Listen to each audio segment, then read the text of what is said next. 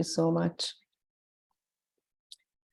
Thank you so much for joining. We'll give it a couple more minutes for people to join. Please stay with us.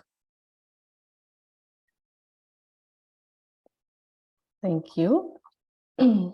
So welcome everyone, good afternoon, and thank you for making time for this seminar.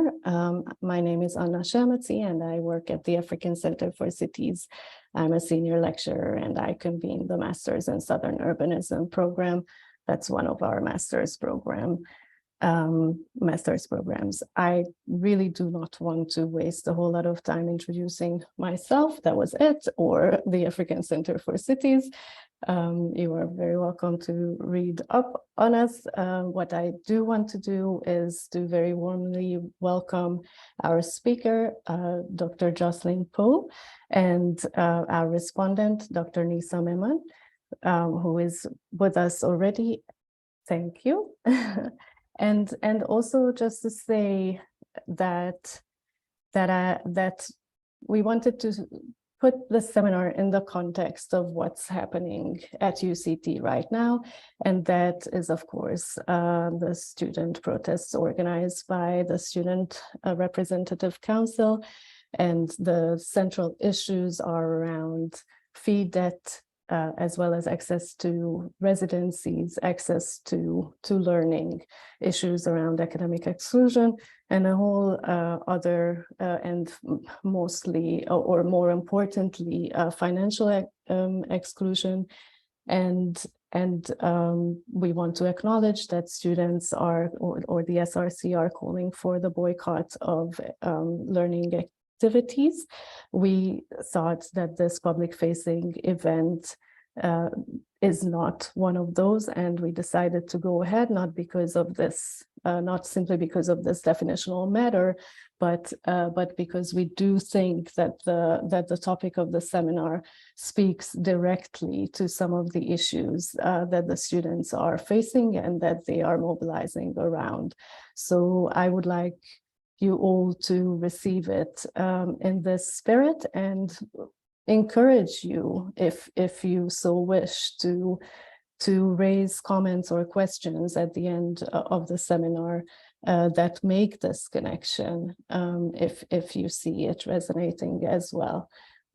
So that was just a little preface, and I would now like to introduce our speaker and our respondent. So as I mentioned, Dr. Jocelyn Poe is our speaker, our presenter. Jocelyn is a visiting assistant professor and provost, a new faculty fellow at Cornell University. And she's also a practicing planner. Her research engages mixed and remixed qualitative methodologies to explore how place, planning, and well-being intersect to spatialize injustice and inequity. Using her experiences as a practitioner in Jackson, Mississippi in the United States, she builds theory on communal trauma and trauma imaginaries to describe and understand a psychosocial cultural phenomenon happening in place and impacting planning processes. This trauma work informs an approach to reparative practice that can help planners achieve social justice and equity outcomes in historically underserved communities. Dr. Nisa Memon, who joins us as the discussant of the paper, is an adjunct professor at the African Center for Cities and also the managing director and principal planner of NM and Associates Planners and Designers. She practices as a professional planner too, in private practice, and has over 25 years of experience across a range of skills and projects in spatial planning, focusing on urban spatial transformation and restructuring, promoting the public realm and citizen well-being. And this was the connection that we thought would be really productive in your conversation. Nisa is also involved in large-scale farm projects producing for export and local markets.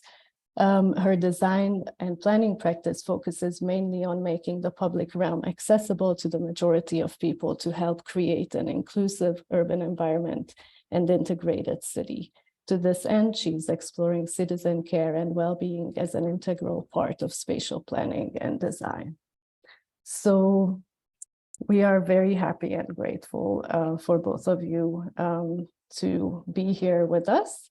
And I just want to, before I hand it over to you, Jocelyn, I want to let everyone know about the structure of the seminar. So Jocelyn will present for about 25 minutes.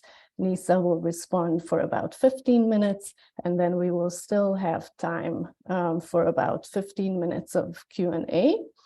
So please keep your questions and comments to the end, and I will chair the Q&A session. As you saw, the seminar is being recorded for those who can't exit or who couldn't make it today. If you're not okay with that for some reason, please let us know. And with that, I would like to hand it over to you, Jocelyn. The talk of Jocelyn's presentation today is on trauma imaginaries, exploring the intersections of race, place, and planning. Thank you so much, Jocelyn. Thank you, Anna, for that lovely introduction and contextualizing what's going on at UCT now and relating it to this presentation. And I just want to thank this African Center for Cities for hosting this and making it possible in the quick switch, not being able to come on campus, being flexible and being able to do that. I will share my screen here. I have really enjoyed my time here at Cape Town, and I feel very welcome. So I want to thank everybody for just hosting me, even though I was not able to make it to campus today. As Anna shared, I'm going to be speaking on trauma imaginaries today. And this work largely came out of my time as a practicing planner in Jackson, Mississippi, where I primarily worked in Black communities. So I want to share a little bit of that story and how I came to think about trauma imaginary. So as I stated before, this story begins in Jackson, Mississippi, where I was born and raised. The city of Jackson was built by the labor of stolen and enslaved people of Africa on land stolen from the Natchez and Choctaw people. We honor their histories and their resilience.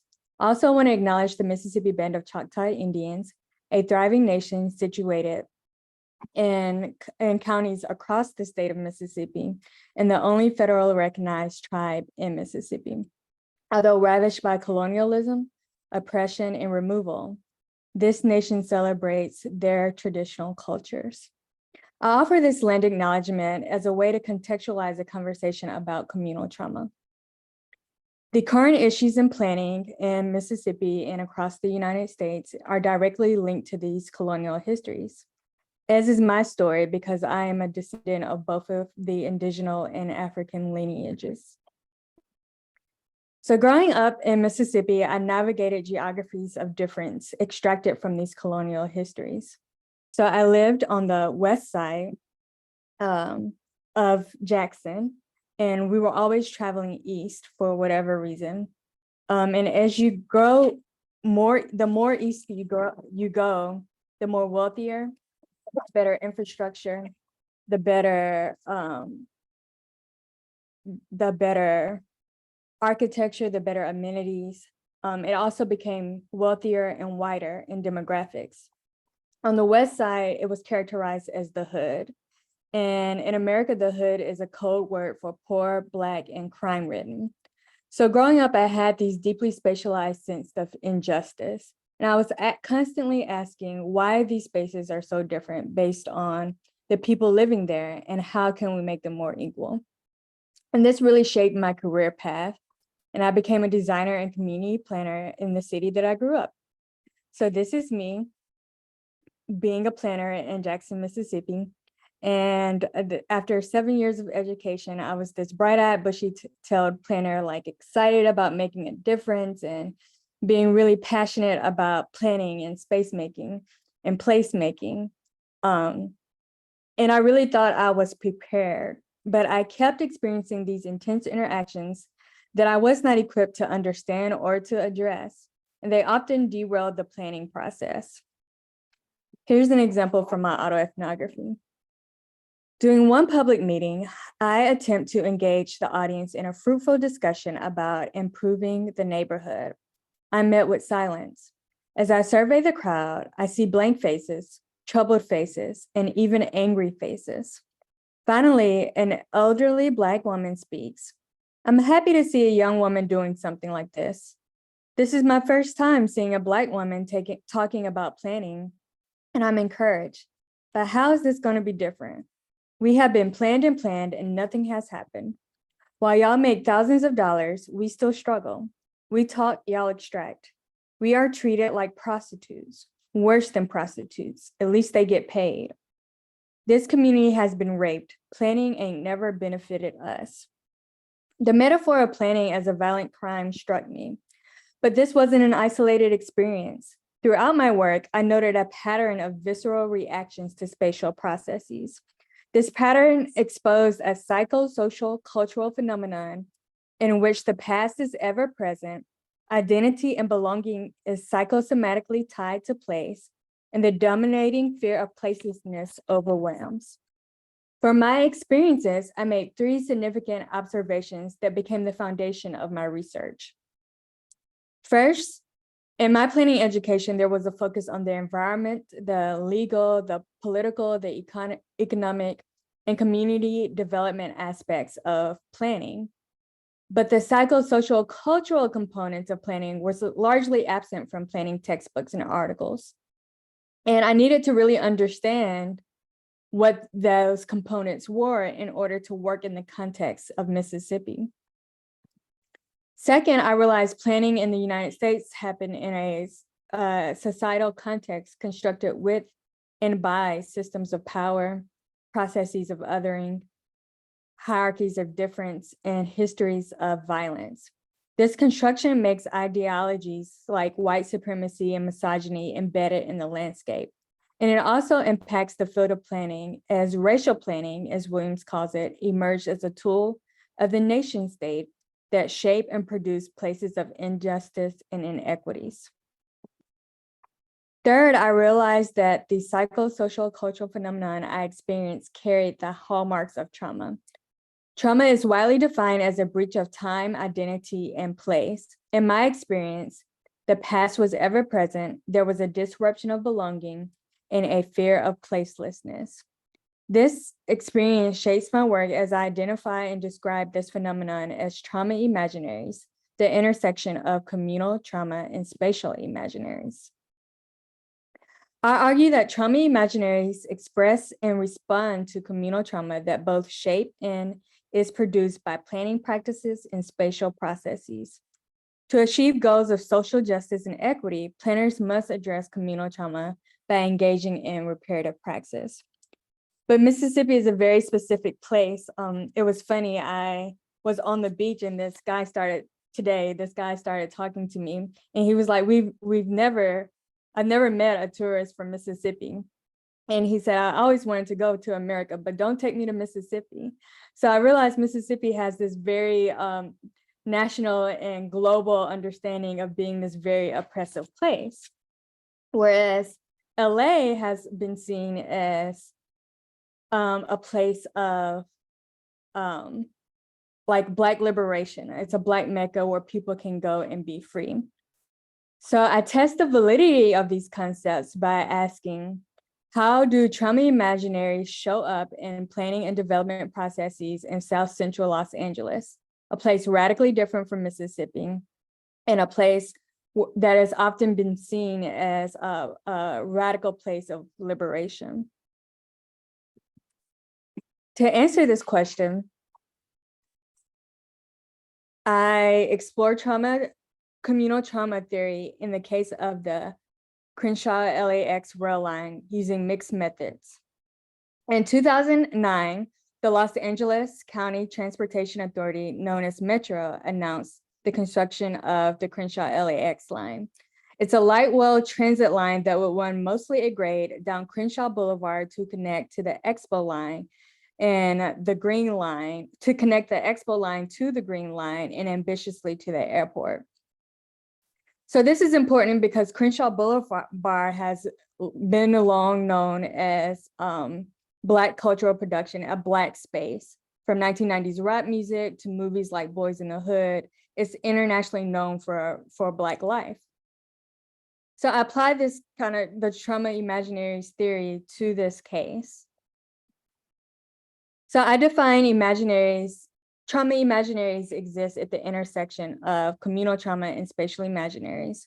They are spatial imaginaries that express, articulate, and bring forth communal trauma embedded in place in spatial processes. I define spatial imaginaries as performative discourses that construct, influence, and produce space and place in the collective understanding of place in spatial practices. It is a kind of a collective consciousness of a group. It's not imagination, like we think about imagination, whether it is the way in which we make meaning and act on that meaning. Communal trauma I define as a harm or wrong committed against a targeted, racialized group, so horrendous that it induces a traumatic condition in which one or more of the following processes occur. It disrupts conceptions of time and place. It destroys a sense of belonging, causing psychosomatic reactions. Or it is spatial processes become threatened to collective well-being. So communal trauma is a multi-layered phenomenon that encompasses psychological, collective, racial, and cultural trauma. It acknowledges the role of place in identity formation, and it contextualizes current events and past histories. Saturated in colonialism and racial nation state, those systems of power, violent histories, hierarchies of difference, and the process of othering. But it is not victimhood. It is neither a choice nor an indication of a cultural flaw or weakness. It doesn't mean that people or places are inherently damaged. Instead, communal trauma provides language to describe how racialized ideologies, policies, and practices intentionally harm targeted communities, creating injustices and inequities that become embedded in place. By racialized, I don't mean the specifics of race. Rather, I'm referring to Batakari's logic of race that is used to create and exclude others, regardless of the target population. In this way, gender, class, ability are all entangled with this idea of racialization, thus allowing for a broader application of communal trauma. So if we use human body analogies, the body feels threatened or experiences a wound, a perceived or will, the brain reacts. It signals to the body that it is under attack. That signal invites the body to express and respond to a threat. So for example, if you have a fever, your body automatically responds to try to stop and resist that fever and to heal itself. Likewise, community feels threatened. When a community feels threatened or experiences a wound, communal trauma sends a signal to the community that it is under attack. Trauma imaginaries then are the expression and the response of that communal trauma. Often the responses for the body is to protect itself, and it'll shut down, it'll redistribute resources, etc. Likewise, trauma imaginaries often show up as modes of protection. So that is the theory, and I think Nisa is going to discuss a lot of that theory in her reaction to this. And the second part of this is applying this question to this theory to this case study in LA. So I gathered data from participant observation and sometimes as an observing participant because I lived in the Crenshaw neighborhood and I was affected by the construction of the rail line and participated in the public meetings. And I participated with my neighbors as they engaged in dialogue about the Crenshaw line. So I was really there, and it made me easy to really understand the dynamics on the ground. But I also realized that I needed some external validation. So I also collected material related to the Crenshaw LAX line. Then I analyzed this data set through a nonlinear reflective process in which each phase informs the other. I used open coding with in vivo, reading through the data and marking patterns and points of interest. Then I went into reflective writing, which helped me kind of separate my thoughts and lived experience from the data. And it also helped me to have strategic conversations with my neighbors about what I was seeing in the data.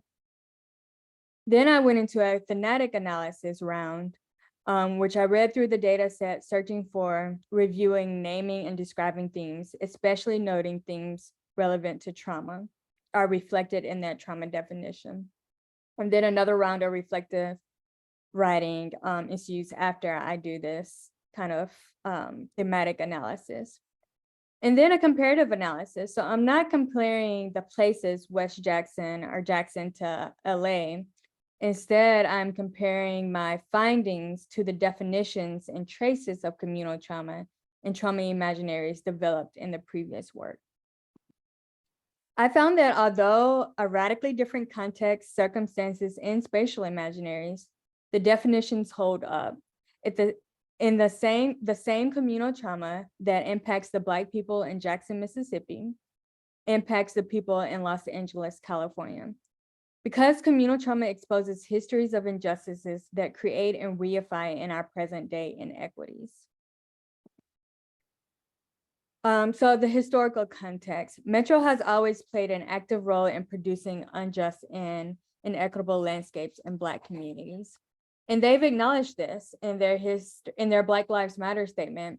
They also acknowledge it kind of passively and half-heartedly. Metro talks about bus services that cater to Black and Latinx populations eroding. It talks about community engagement that favored the NIMBYs, what we call not in my backyards, which are really the gatekeepers to keep certain development out. They talk about over-policing targeting Black and brown riders. So this is an interesting study in discourse because of the phrasing of these statements. All the abstract ideas are there, but the responsibility for injustice is not on Metro. It's on this abstract kind of these things just happened. In Joe Linton's analysis, he fixes Metro's Black Lives statement, pointing out the fact that Metro has done, is doing, and is currently planning to engage in these acts in the future. He clarifies that Metro is the facilitator of these processes, actively creating spaces of injustice and equitable mobility. And he also points out that this is just a short list of the injustices committed by Metro. So that's the context in which Metro is doing this Crenshaw LAX line project. But Metro also has some goals that are related to this issue of justice. And they, first and foremost, their goal is to improve transportation in the county. And Metro also includes this economic development and job creation for a historically underserved community. So they acknowledge an injustice, which is that the community has not been equitably served by the Transportation Authority. And Metro is trying to make it right by revitalizing this underserved community. While this is a good goal, it does not automatically materialize because they put it in a document. Social justice and equity must be embedded in the everyday actions, approaches, and processes and practices in order to become real, to become into fruition. Metro failed to do this, and so instead of achieving their goals, they actually triggered communal trauma. I want to illustrate this with 3 examples from the data set. But first, I want to be clear that the Crenshaw line in and of itself was not the problem. I am no transportation planner, but I'm pretty sure that mobility options and mass transit is good for cities and is good for this community. The residents wanted these mobility options. However, it was the planning practice that triggered the trauma, not the project. Metro made unilateral decisions with little to no community engagement in the planning process. One decision was to run the train grade through the heart of the Black community. This decision was perceived as a threat because history illustrated that the grade transportation devastated Black communities. This threat activated communal trauma because it brought forth the construction of the Santa Monica Freeway, disrupting conceptions of time and place. Residents compare and equate the Crenshaw line to the Santa Monica Freeway, which devastated the prominent Black neighborhood Sugar Hill. Because this trauma had never been redressed, it remanifested in the present day Crenshaw line case. Thus, the rail line was seen as a means of erasure rather than mobility. The response was expressed in the trauma imaginary of survival. To protect from erasure, community members engaged in discourses as a means of survival. This discourse mobilized protests, policies, and practices that sought to fight this erasure. This statement is present in the quote of the city councilman here on the screen, Marquise Harris Dawson, where he expressed the need for the community to assert themselves in order to be seen to the world.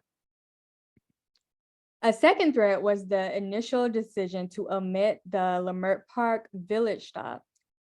This is a planning decision based on a cost-benefit analysis. However, the decision communicated to the community that Metro didn't think anything of value was in Leimert Park. Many felt that the goal was to move other people through the community rather than bring them to the community and serve the people of the community. This was especially hurtful as Leimert Park is the center of Black culture and arts, and is internationally known for a place where Black artists can thrive.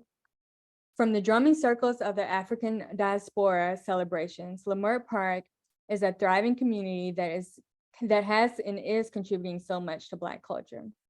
Thus, this decision activated communal trauma because it threatens the well-being of collective Black culture and the well-being of those benefiting from Black cultural production.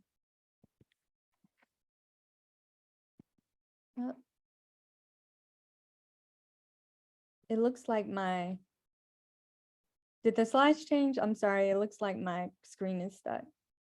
I hope I'm not frozen.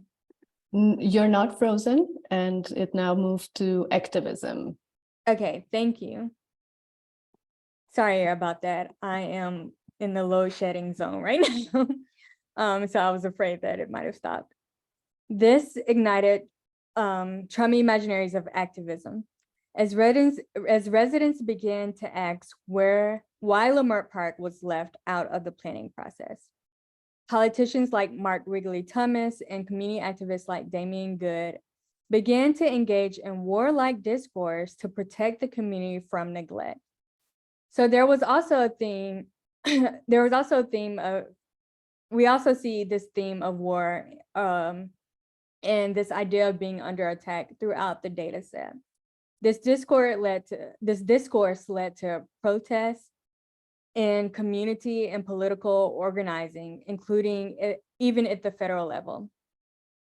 And the community was able to guard itself from neglect by forcing Metro to concede and fund the Leimert Park stop. The community actually raised the funds at the federal level to be able to make this happen. Finally, the third threat, the planning practice of imagining is an essential tool for placemaking and planning futures. However, oftentimes images of the future are developed in a white spatial imaginary.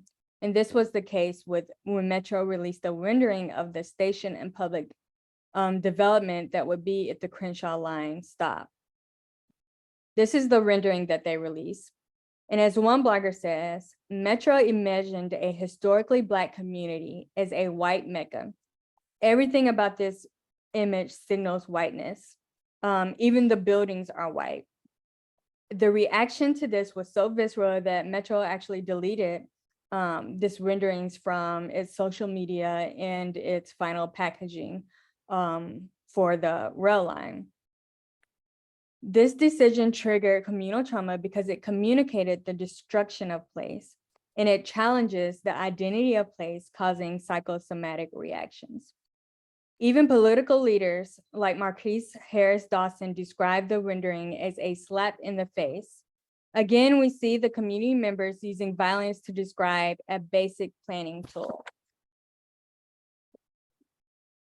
The threat of erasure was met with the trauma imaginary of resilience. Instead of fighting Metro about the rendering, community members engaged in their own planning processes to imagine their own future. This was their way of protecting against a whitewashed future.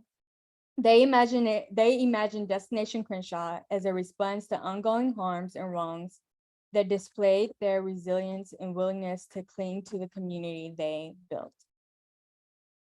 The Trauma Imaginary realized street art, streetscape, and urban design that illustrates and pays homage to Black voices, Black histories, and Black cultures. To sum up these findings, Metro's planning practices triggered communal trauma that was expressed through trauma imaginaries of survival, activism, and resilience. So what does this mean for planners? We learned from this study that planners need to be able to identify trauma imaginaries and understand the communal trauma they bring forth. Because communal trauma is directly linked to injustice and inequity, planners must address communal trauma to advance equity outcomes. In the case, we see Metro's desire to do justice with the Crenshaw line, but the planning practices that they used undermined their ability to do so. If they would have understood trauma, they would have been able to make better planning decisions. In this case, trauma imaginaries don't just tell us we need to redress trauma.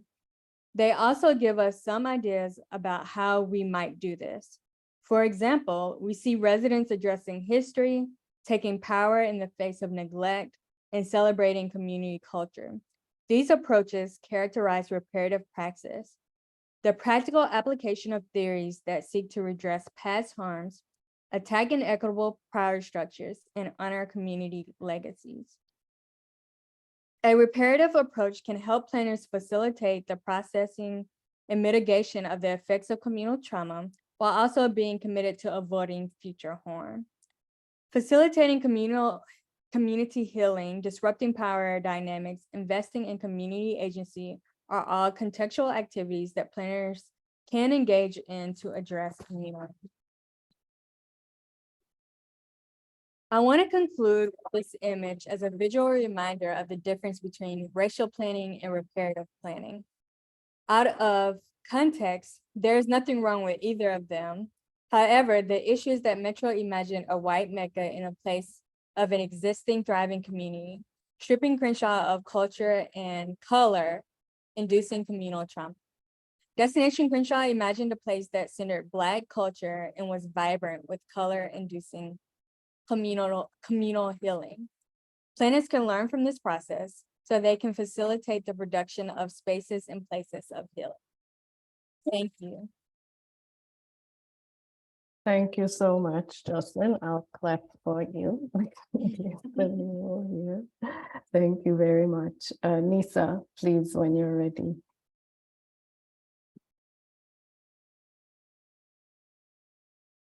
Nisa, you're on mute. Sorry. So in the interest of time, I'm going to read the paper to you because it will be more efficient to do so. And when I say the word you, I'm talking to you, Jocelyn, if that's okay. And as I said earlier to both of you, Anna and Jocelyn, my response is directly to your paper, not necessarily to your presentation, although the trauma imaginaries and trauma theory comes through quite clearly in your presentation. So thank you very much for inviting me to respond to your paper, Jocelyn. When I read the paper, I tried to follow what was happening inside of me and the feelings and emotions that the paper evoked, the visceral response, if you like. A lot of what I read was like deja vu experiences for me. And it's described by the words in your paper: woundedness, harm, injustices, wrongs, and trauma, all brought on by planning processes that perhaps mean well, but in themselves evoke memories of past hurts and injustices at a collective scale.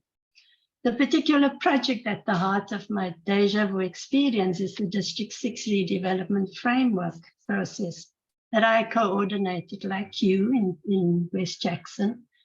as lead planner here in Cape Town between 2005 and 2012, and which has many parallels with what you describe in your case in Jackson, Mississippi. The District 6 project was about the restitution of land rights to restore rights in land to approximately 5,000 Black families, about 20,000 people, who were displaced as a result of apartheid legislation in the mid-1960s. In fact, many more people were displaced, but only those people applied to restore their rights to the land. Their homes were destroyed by apartheid state-appointed demolition companies, and residents were relocated to different parts of what is known as the Cape Flats in the southeast of Cape Town, and they were put in public assisted housing schemes. To date, and disappointingly, only 327 housing units have been constructed between 1996 and now.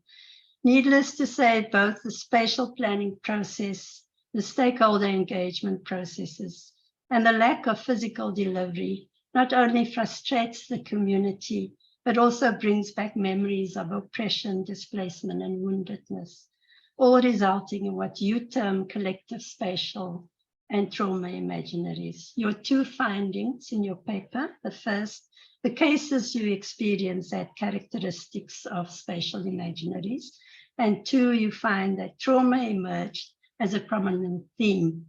Both resonate with my own experience in District 6. You situate your paper in trauma theory because you found that, and I quote you, harms and wrongs committed against a targeted racialized group induce traumatic conditions that impact every aspect of place production, including lived experiences, close quote. Furthermore, you find great discrepancies between planning as a technical, legal, professional practice and how communities like those you described in your case studies in West Jackson experience planning. According to those communities, they argue that, and I quote you again, planning ain't never benefited Black communities, I close the quote. This statement also holds true for District 6 and other urban land restitution projects here in South Africa. And I wonder why. Why do Black communities suffer under planning? Going back to the visceral, it hurts to know this. Perhaps you can give us your view on this.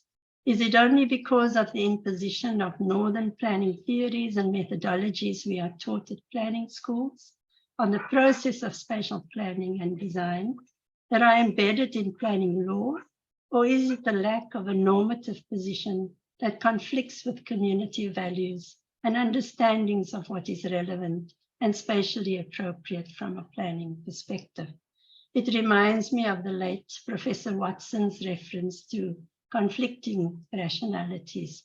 It's a concept that she used to describe the clash between the ideas and praxis of planners in the global South who are trained through Northern theories and texts and the rationalities of the communities that they plan for. You then begin to introduce methods like autoethnography to begin to set up your guidebook that you talk about in your paper rather than a master plan, which as a term offends the community of West Jackson because it reminds them of their slave history and brings back painful past memories. Autoethnography allows you to systematically uncover the roots of the community's thinking and the position they take in the planning process through narratives and stories that you analyze using an interdisciplinary survey of the literature. It uncovers, if you like, the truth as seen through the lens of the community, through listening, engagement, and reflection. However, you portray the community as homogeneous and holistic in their struggles against authoritative state planning processes for very good reason. For example, the misuse and displacement implications of the law of eminent domain. But are the communities indeed homogeneous? And if so, and this is a question to you, what makes you understand them as such? Is it their history of displacement, racial background, culture, or their suffering under planning instruments, such as the law of eminent domain? This is an important question, as we found in the case of District 6, that the claimant community members had the loss of land rights and displacement as a shared common reality, but they were at the same time a deeply fragmented and divided group, which the state, as the custodian of land restitution, used in its favor to scupper the planning and delivery processes. In examining the community flyer that is brought into your office, and I love the way you write about it and your emotion when you receive it, you pose planning in a performative discourse as an act of oppression, seeing the neighborhood through an historical lens that begins to bring back the slave plantation as a dominant feature of Black community spatial imaginaries. In other words, uncovering the dark side of planning. You introduce Toll's concept of wounded cities, and I quote, structured by histories of physical destruction, displacement, and individual and social trauma. And close quotes, making cities not just agglomerations of economies and land use mixes, but also, and I quote again, socially and psychologically intertwined with humanity. Yet, what is so seductive about planning, according to Fawaz and Haab, is its aspirational dimension. And I quote them, the promise it makes to allow individuals to overcome dividends, participate in discussions about neighborhood recovery, and project themselves as a collective in the future. It is the promise that planning can help collectivities come together and organize the modalities in which they will live together, imagine, shape, and occupy in the future the shared spaces in which they will conduct their everyday lives. I close the quote. You argue that the guidebook somehow achieves this aspiration, which aligns with the statement, and most theorists agree, and I quote again from your paper, the chief goal of planning is to first and foremost act to improve people's physical living conditions. So did the District 6 redevelopment framework plan try to improve people's living conditions. However, many years hence, not much has been achieved on the ground in terms of this plan making and delivery process. And then, Jocelyn, you build up towards the theory of communal trauma, which you define as, I quote you again, harm and wrong committed against racialized groups so horrendous that it induces a traumatic condition in which one or more of the following processes occur. And you presented that.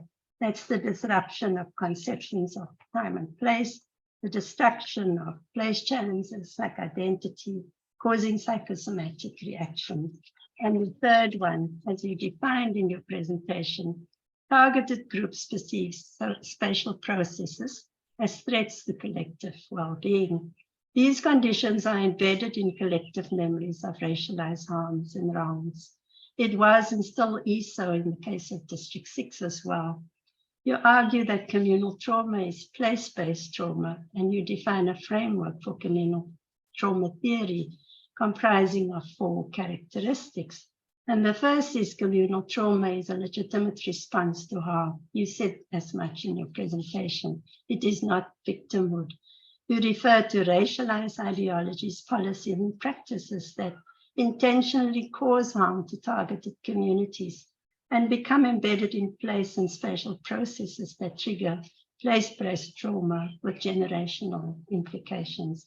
My own experience in the District 6 case and other urban restitution projects supports this characteristic of trauma, but I would argue that the trauma inflicted is sometimes also unconscious and not necessarily intentional.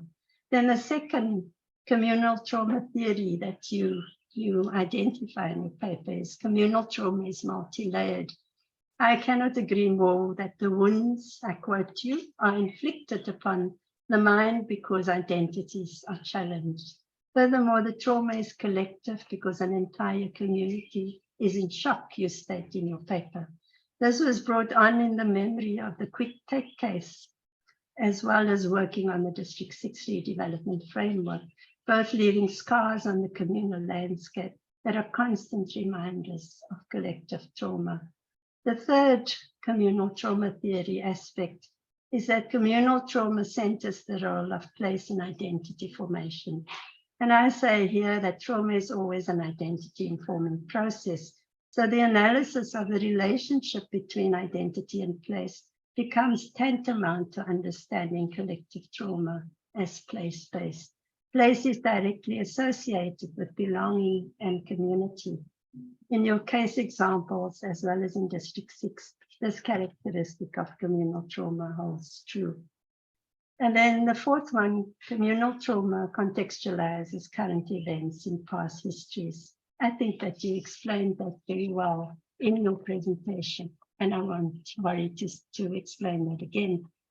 The question that arose though in my mind is whether the aspiration of planning as described by Fawaz and Haab, which however pure in intention, is not also a construct that plays with the minds of targeted racialized communities. And I use that in the broad sense as you define them, so that it can continue to oppress people and entangle them in wounded cities, making planning a tool that seldom allows for healing and well-being. You conclude with offering 3 suggestions for how communal trauma theory can impact planning practice. The first is ethical practice, and you argue that if planning has induced communal trauma, it has a responsibility to address it.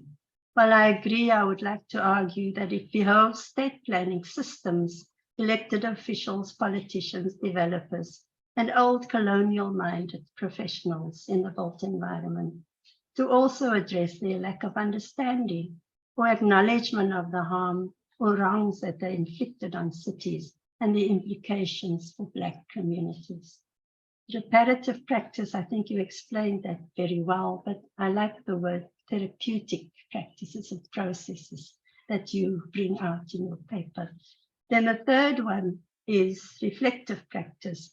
You argue that the method for identifying trauma imaginaries can help planners participate in reflective processes.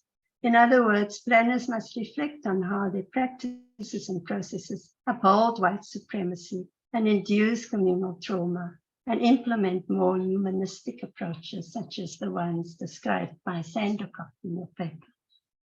Reflective practice aligns with one of our professors at Wits University, Professor Fana Shishlongonyane's Ubuntunizing planning in the age of urban anxiety. That is, showing humanity to others and the idea that community is one of the building blocks of society. Umuntu, ungumuntu, ungabantu. It means a person is a person through other people. I'd like to suggest the fourth way for how communal trauma theory can impact planning practice. That is through contemplative studies of practices which hold that human beings have the capacity to transform their relationship with the world, and in this way change the world. Contemplative practices are a subset of mindfulness-based interventions or awareness practices, where both those who are inflicted with harm and those who inflict harm can embrace ways and means of healing together. Contemplative practices through mindfulness meditation, for example, can allow the mind to find common ground and purpose beyond rationalities and logical thinking, inducing principles of fairness, justice, equality, and compassion for self and for others, with present moment awareness from the inside out. Alongside your suggestions, and I'm finishing up now, perhaps this is the new way for planning to address the collective trauma of coloniality in a so-called post-colonial world and return planning to its true aspirational dimension. Thank you. Thank you so much, Nisa. I feel like clapping is not the right response there, but that was incredibly beautiful and important response and intervention on its own right. We have very little time given that, and that is not in any way reflective of how you spent the time shared, for which I am very, very grateful. but Jocelyn has to teach a class, not at UCT, I would like to add, but at Cornell University. So I will immediately open up the floor, although beforehand I would like to ask you, Jocelyn, if you would like to respond to what Nisa said, or would you like to save that opportunity for later? It's really up to you. I can respond quickly now and then maybe later after. I want to make sure if people have questions, they have time. Thank you so much for that very thoughtful response, Nisa. I really appreciate it. Your comments and also this addition of contemplative planning or contemplative work around planning.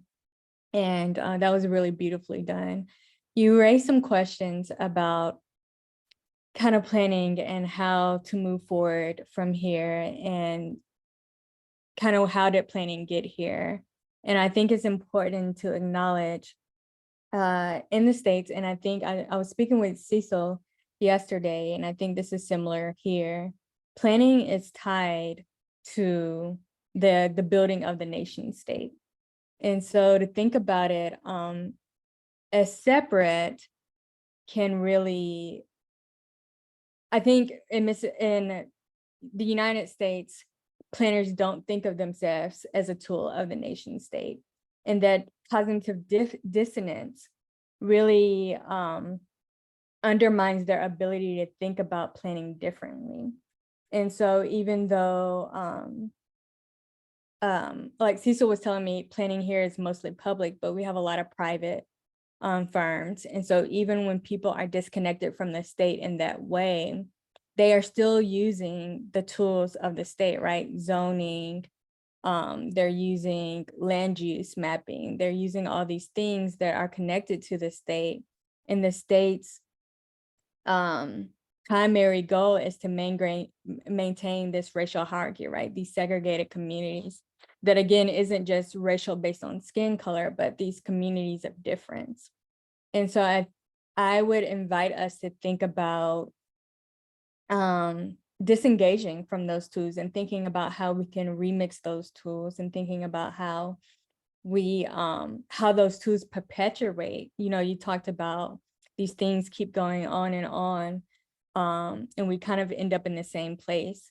And so we really have to think about how these things perpetuate over time, and it's because we're not really changing our approach.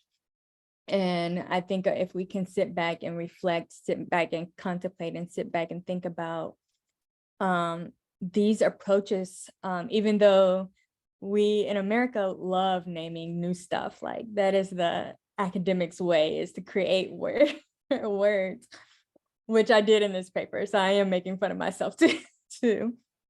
But we are like recreating words that explain what's been done. Like smart zoning is just a different form of racial zoning that is used without the language of race, right? But it's the same thing.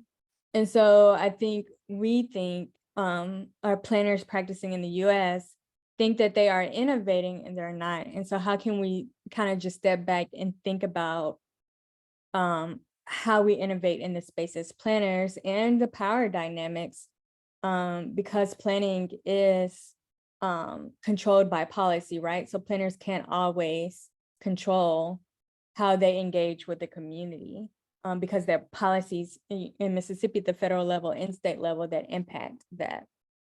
And so I offer that. I talked a lot longer than I wanted to, but we can go up to 4:40 if there's questions people have. Thank you. Great, thank you so much, Jocelyn. So yes, people, please post questions, make comments. Please raise your hand and or just start to speak. Yes, please go ahead. Tutu. Good afternoon, everyone. Good afternoon, everyone. I hope everyone is good. And thank you, Jocelyn, for that thought-provocative presentation. But I think I've got, I don't know whether it's question. Okay, I think I've got two questions. And I think the first question evolves around a very philosophical outlook of trauma, and particularly the relationship between trauma and race. So the first question is, how would you situate W.E. Du Bois's double consciousness as a framework that allows us to understand the historical legacy of trauma in the US context?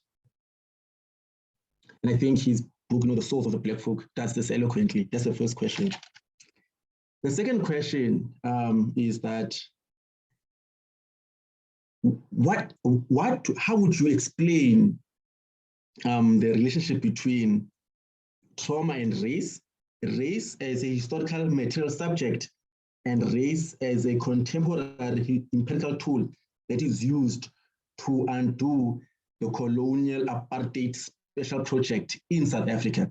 And I'm saying in South Africa so that you can give us a much more contextual, outlook of communal trauma, so that for some of these things, they only make sense once you're able to embed them in the ground one.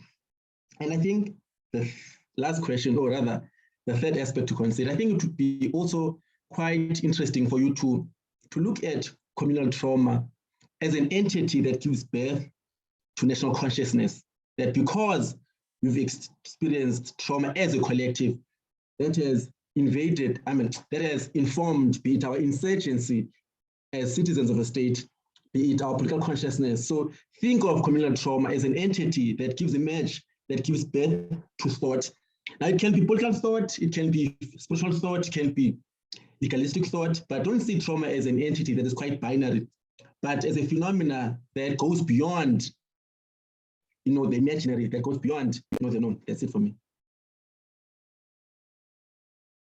Thank you, Tutu. Are there other questions from the floor? I will collect a couple more if there are.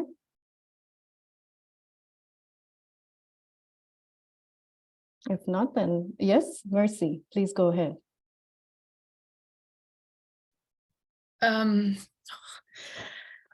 Sure. Yeah, thank you so much, Jocelyn and Lisa. I just wanted to ask Jocelyn if in your work, you've come across if you've come across the relationship between kind of spatial violence and the trauma that it produces, and physical interpersonal violence.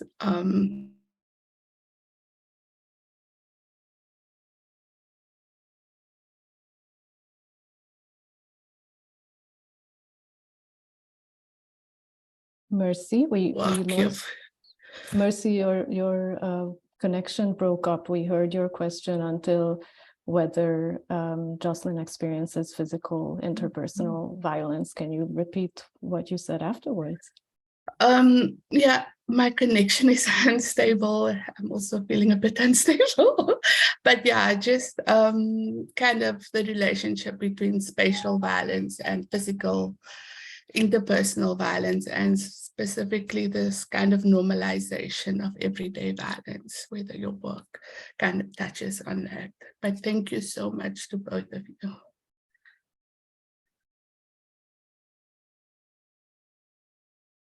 Thank you so much, Mercy, for that question. And yes, I'm not going to waste time.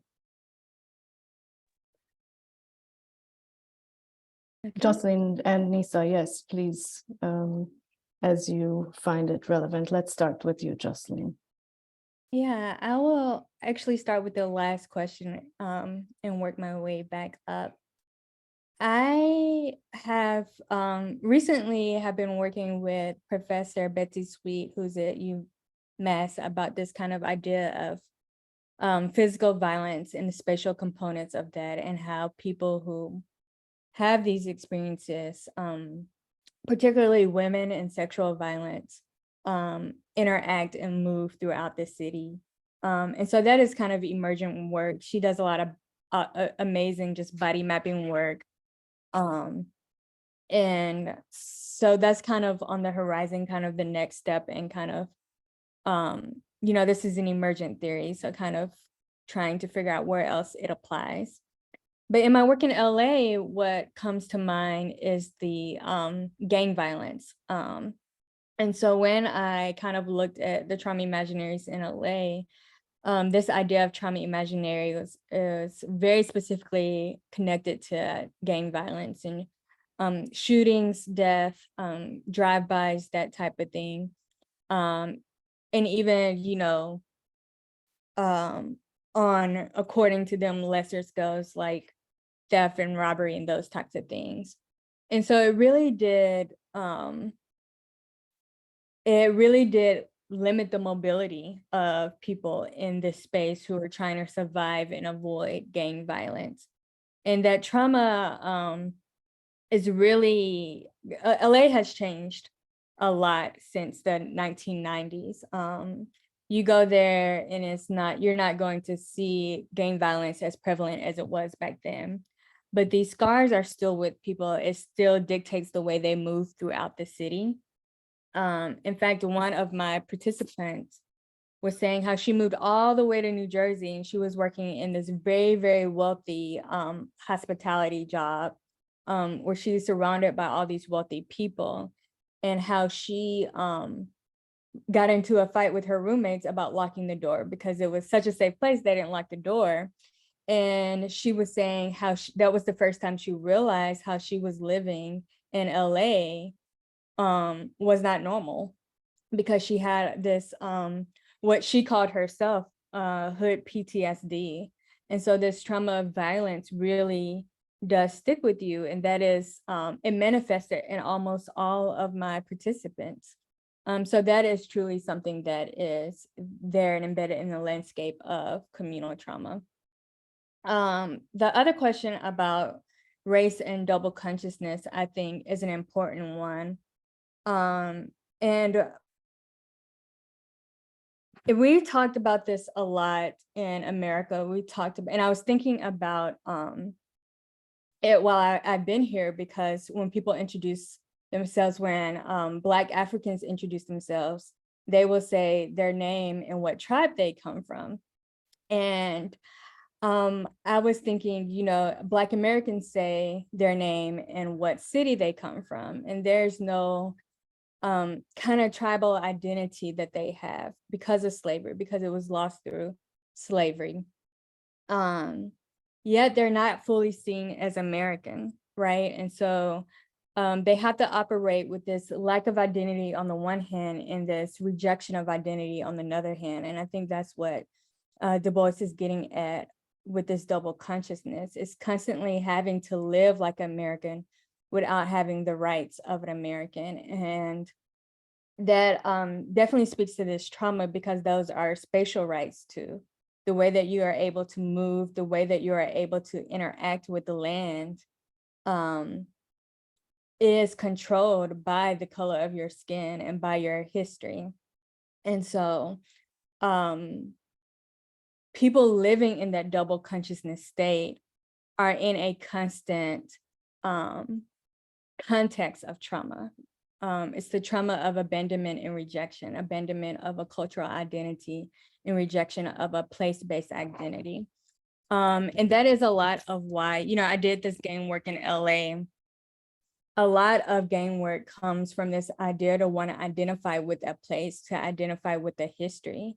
And so when you grow up on Barcelo Street, you're going to identify with the gang that is tied to that land there. And so all of that, I think, is rooted in this idea of trauma. And then your second question, I'm not sure if I grasp it all, but I would just say that it would be interesting, I think, to see the translations because race, I think, operates very differently here than it does in America. I think some of the apartheid and plantation logic, as I call it for America, there is a lot of overlap. And so I do want to say I'm not calling for reparative practice to undermine or kind of have this this kind of solidarity or unity kind of response. I'm thinking about it as a way literally to get to reparations, to repair what has been broken in the past. And so I think a lot of that is dependent on kind of how we think about race over history and how that is broken up over time, or how that it shifts over time. I am looking at the clock, and so I'm going to stop talking there. And I don't think I fully answered your question, but happy to engage in another capacity. Thank you so much, Jocelyn. Lisa, would you like to add anything? Please unmute yourself. I think in the interest of time, I can let it go. I hope you two will keep your conversation going in another medium. Then I would like to let you go, Jocelyn, to take a breath before you start teaching. I just want to say thank you very much again to both of you, and to acknowledge what courage it takes especially for to women of color to carve at the margins of what we do, because in disciplinary terms, because it's so peripheral still to speak about the spatial manifestations of trauma and emotions, and to connect these, and then to think about how they can result in better city making. So I really appreciate that, and it makes one vulnerable as a scholar and practitioner, but it's extremely worthwhile. And I'm sure everyone on the school, as you see in the chat, is very, very grateful to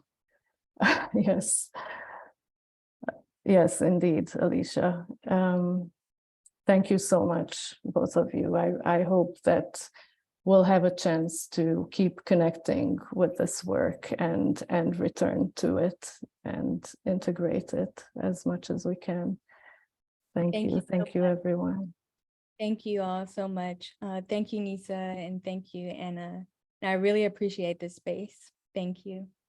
Thank you. Everybody. Thank you. Thanks. Thank you, Jocelyn. Bye. Thank you. Thanks. Bye. Thank you. Bye, everyone.